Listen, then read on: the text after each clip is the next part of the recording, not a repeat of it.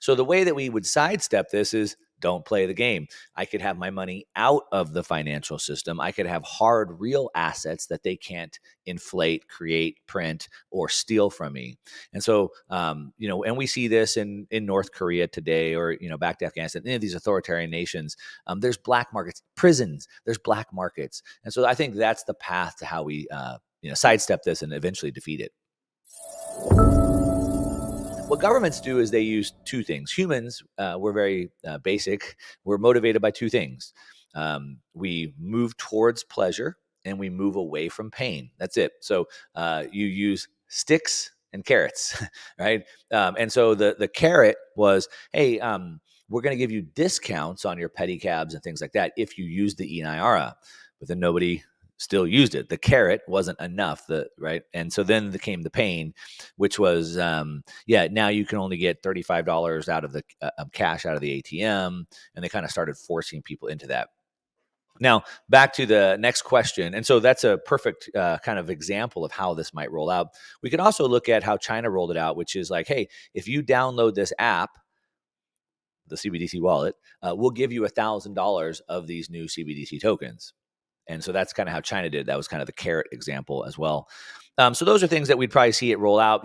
Potentially you could see like a big banking collapse, and the government's don't worry, the government's going to insure your money. You lost your whatever you had in the bank, no big deal. The banks are gone, they collapse. So here's what we'll do. We're going to give you all your money back. Just download this app and we're going to restore your money, right? And your money will be in the app now, right? And that'd be like another way they could roll it out. Now, how would we sidestep that? Well, we just choose not to play the game.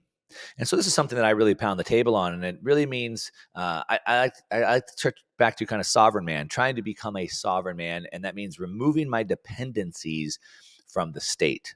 And so if I'm healthy, if I'm strong, if I have money, if I'm financially free, I have options. If I have businesses and I'm not relying on the state, then they don't have a lot of power over me.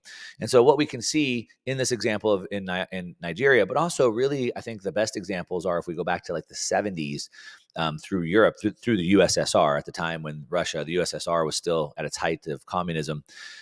They were so strict and they were so authoritative that people had no choice. They had put in price controls, and there was starvation everywhere.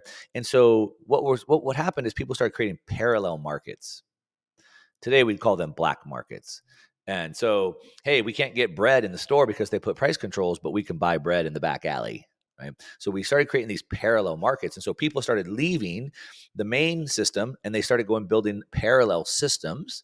And when that did that, more and more people left that system and the state had no control over them anymore.